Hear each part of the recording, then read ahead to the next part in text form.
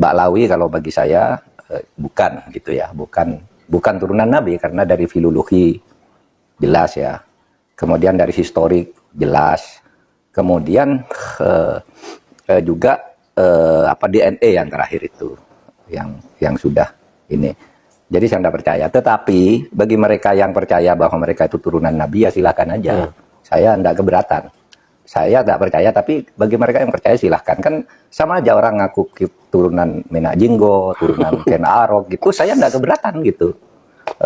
Memang kenapa kalau turunan? Bagi saya tidak ada urusan. Tetapi yang saya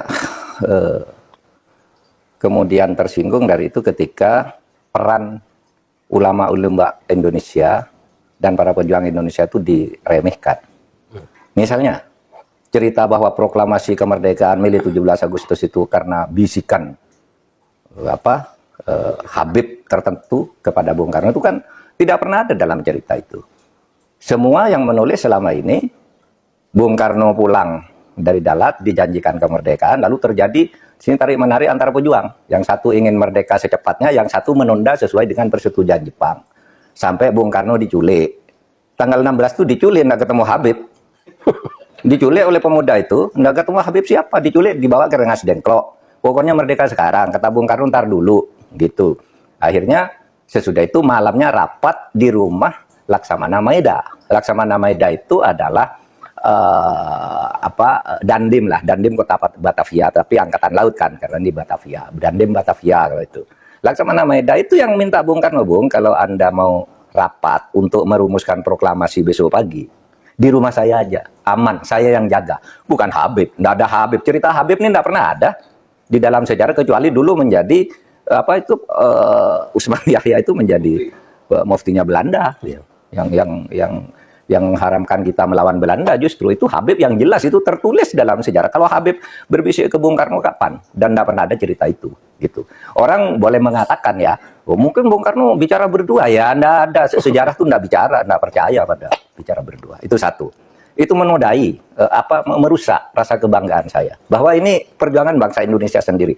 Bahwa ada Habib membantu, ya bisa saja, kan bukan hanya Habib yang membantu. Anggota BPUPK itu kayaknya tidak ada Habibnya. Kalau Cina ada, Jepang ada, gitu. Arab non Habib juga tidak ada karena Abdurrahman Baswedan itu kayaknya tidak BPUPKI, bukan masuk para pendiri gitu ya. Nah kalau sekarang lalu Habib, lalu para pejuang dihabibkan semua kan, di Ponegoro, siapa lagi? Imam Bonjol. Wah itu kebanggaan orang Jawa loh di Ponegoro itu. Lalu dihabibkan. Habib dari mana? Ya Habib dari mana? Gitu.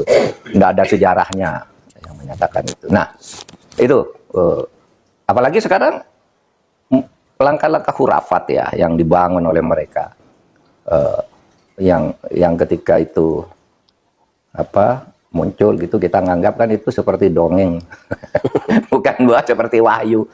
Masa malaikat katanya diusir, malaikat dikirimi surat, ini apa ini saya bilang. Jadi agama tuh menjadi dongeng akhirnya. Saya percaya pada mukjizat, pada karomah, tapi enggak kayak gitu juga gitu.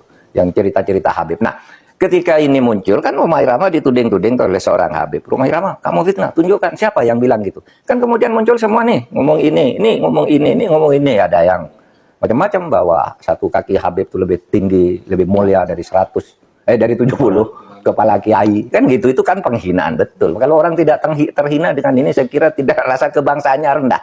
Karena itu dinyatakan, harusnya ditegur lah oleh kelompok Habaibnya sendiri. Ada yang bilang juga Habib itu meskipun mabuk, berzina, itu jangan dimarahi. Karena kalau Habib itu pasti masuk surga. Aduh dari mana? Nah kalau gitu, dan ini tidak ada yang menjawab bahwa ini tidak benar gitu, nggak ada Habib yang menjawab gitu, bahwa ini loh yang dikatakan, kan nggak ada tuh yang menjawab, hanya berkekeh aja bahwa Habib itu berperan di Indonesia, Habib itu wali, Habib macam-macam gitu. Nah oleh sebab itu bagi saya ya silakan, Anda keturunan Ba'lawi gitu kan, ya silakan. Saya keturunan Mahmudin gitu, ya kan sama aja. Anda keturunan Menak Jinggo, tidak apa-apa, Menak Jinggo juga, bagi saya sama aja Menak Jinggo atau Ba'lawi gitu, Kenarok gitu. Artinya mereka ini mempunyai kedudukan yang sama di depan hukum dan pemerintahan. Nah, yang khurafat-khurafat itu menurut saya harus diakhiri sekarang. Karena menimbulkan fitnah kan. Fitnahnya apa? Misalnya itu mendirikan kuburan-kuburan itu karena si Habib itu yang dirikan kuburan-kuburan itu sebelumnya pernah berfatwa bahwa Habib itu meskipun sudah mati mendatangkan uang. Dan gitu kan. Itu kan fatwanya waktu itu agar orang menyembah. Lah, kok ujung-ujungnya lalu membuat kuburan agar orang bersedekah di situ? Kan tidak benar. Orang bersedekah agar ini dianggap Habib keramat. Ada di daerah Jawa Timur itu ada kuburan korban PKI tahun 65.